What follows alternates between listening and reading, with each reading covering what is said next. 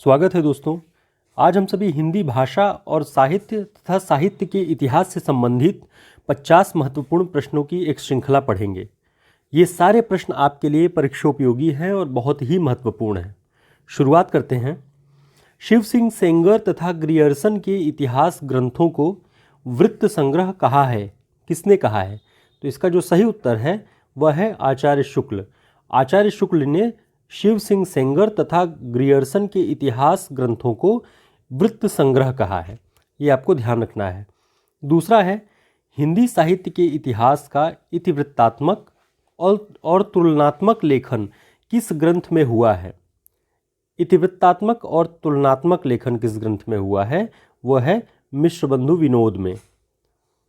अगला प्रश्न है, हिंदी साहित्य के विकास क्रम का निर्धारण चारण काव्य, धार्मिक काव्य, प्रेम काव्य और दरबारी काव्य के रूप में किसने किया है? तो इसका जो सही उत्तर है वह है ग्रियर्सन ने। ग्रियर्सन ने जो अपने हिंदी साहित्य के इतिहास का जो विभाजन किया है वह चारण काव्य, धार्मिक काव्य, प्रेम काव्य और दरबारी काव्य के रूप में किया है, 4 वर्गों में। अगला प्रश्न है, हिंदी साहित्य का इतिहास दर्शन रचित है, यानी इसके रचयिता कौन हैं? तो नलिन विलोचन शर्मा। अगला प्रश्न है, हिंदी के विधेयवादी साहित्य इतिहास के आदम प्रवर्तक शुक्ल जी नहीं ग्रियर्सन हैं। यह कथन किसका है? नलिन विलोचन शर्मा का। अगला प्रश्न, ग्रियर्सन ने हिंदी साहित्य के इतिहास लेखन में सर्वाधिक सहायता किस ग्रंथ से ली है? तो वह है शिव सिंह सरोज से। ग्रियर्सन ने सबसे ज़्यादा जो सहायता ली है वह इसी ग्रंथ से ली है। नेक्स्ट है, हिंदी साहित्य के इतिहास का प्रस्थान बिंदु शिव सिंह सेंगर कृत शिव सिंह सरोज है। तो ये जो है इसी को आधार बना करके सारे लगभग शुरुआती जो हिंदी साहित्य के इतिहासकार थे उन्होंने अपने इतिहास ग्रंथ लिखे हुए हैं। नेक्स्ट, इस्तवार दलाल लिटरेत्यूर एंदुई हिंदुस्तानी के प्रथम भाग में 738 कवि और लेखक हैं। इसमें हिंदी कवियों की जो संख्या है वह 72 है। हिंदी साहित्य के इतिहास के सर्वप्रथम लेखक गारसा दत्तासी हैं और उन्हीं की यह पुस्तक है इस्तवार दलाल लिटरेत्यूर एंदुई हिंदुस्तानी। तो ये आप ध्यान रखिएगा, रचनाकार और उनकी पुस्तक का नाम तथा इसमें जो हिंदी के कवियों की संख्या है वह 72 है। कालिदास हजारा रचित है कालिदास त्रिवेदी द्वारा। स्वयंभू जिनका जो जन्मकाल है वह 693 ईस्वी माना जाता है, उनको हिंदी का प्रथम कवि किसने माना है? इसका जो सही उत्तर है वह डॉक्टर राम कुमार वर्मा। उन्होंने इन्हें हिंदी का प्रथम कवि माना है। सरहपा को हिंदी का प्रथम कवि किसने माना है?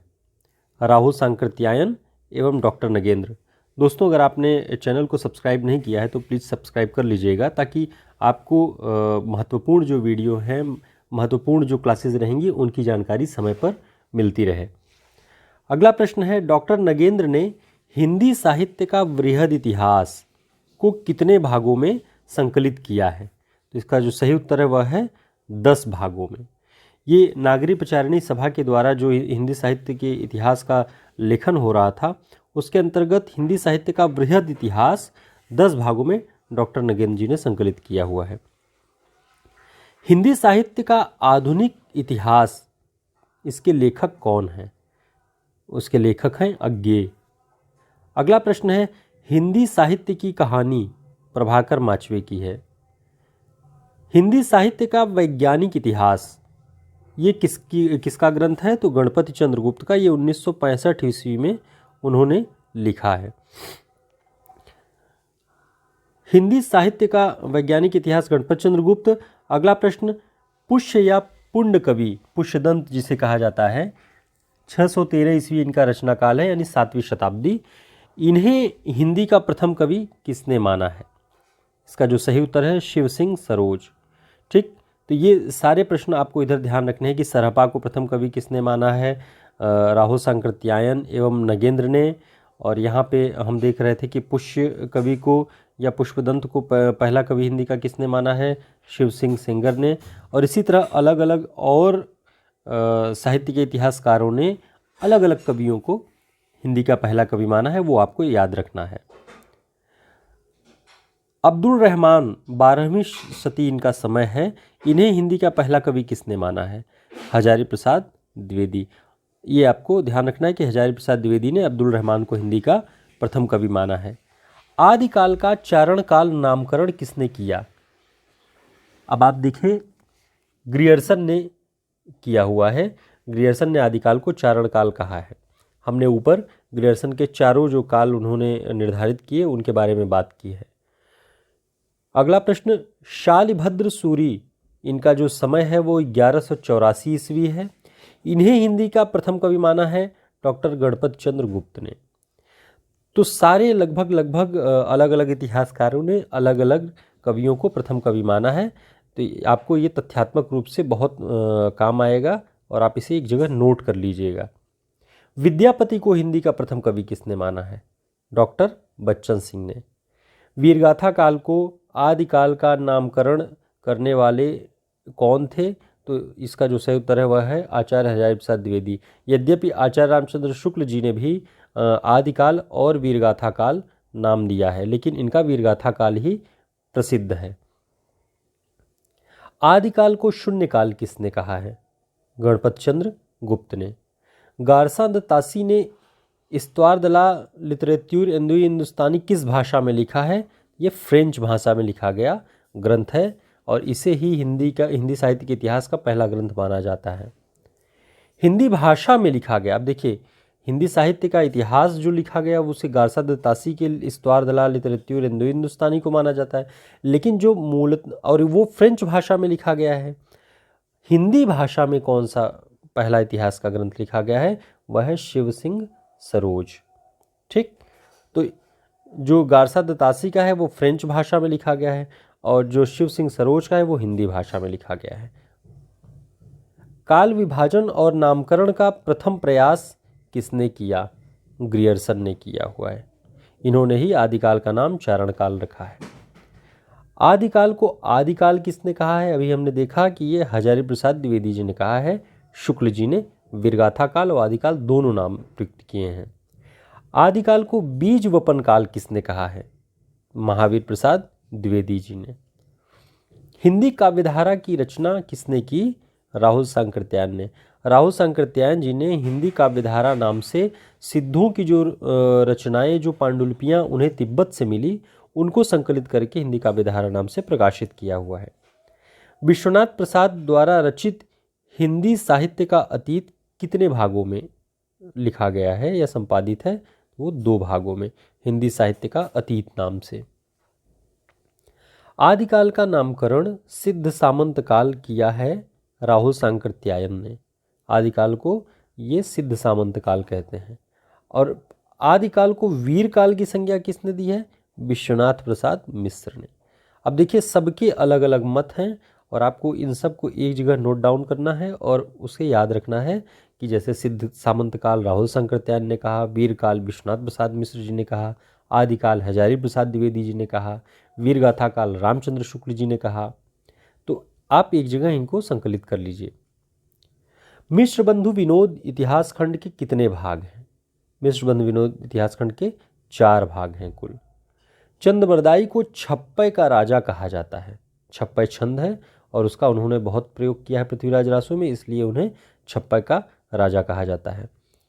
देवसेन रचित श्रावकाचार, अब आपको ध्यान रखना है कि श्रावकाचार देवसेन की रचना है और इसका समय 933 ईस्वी निर्धारित किया गया है। इसमें 250 दोहे एवं गृहस्थ धर्म का वर्णन है। ठीक, तो श्रावकाचार देवसेन ने लिखा है 933 ईस्वी में।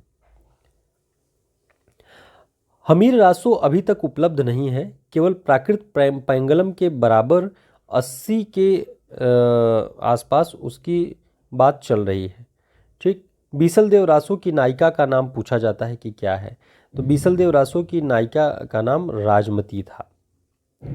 आल्हा खंड को सर्वप्रथम 1885 ईस्वी में फर्रुखाबाद के श्रृंगारिक कलेक्टर चार्ल्स इलियट ने प्रकाशित करवाया था। आल्हा खंड बहुत प्रसिद्ध है बुंदेलखंड क्षेत्र में और सबसे पहले इसके जो अंश मिले, जो भी इसकी पांडुलिपियाँ मिल रही थी, वो 1865 ईस्वी में फर्रुखाबाद के कलेक्टर चार्ल्स इलियट ने उसे प्रकाशित करवाया था।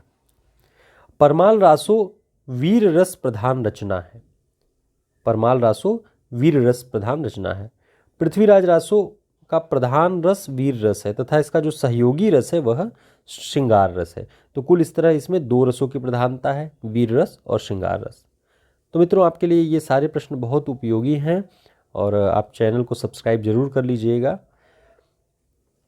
आदिकाल के प्रधान साहित्यिक प्रवृत्ति, आदिकाल के प्रधान साहित्यिक प्रवृत्ति वीरगाथात्मक है। ये शुक्ल जी ने माना है कि जो आदिकालीन साहित्य है उसकी जो प्रधान साहित्यिक प्रवृत्ति है वह वीरगाथात्मक है। राजाओं की वीर गाथाओं की प्रशंसा है उसमें। रासो ग्रंथों में पृथ्वीराज रासो सर्वाधिक विवादित ग्रंथ है। इसे अलग अलग लोगों ने प्रामाणिक, अर्ध प्रामाणिक, अप्रामाणिक इस तरह से कोटि करके बांटा हुआ है।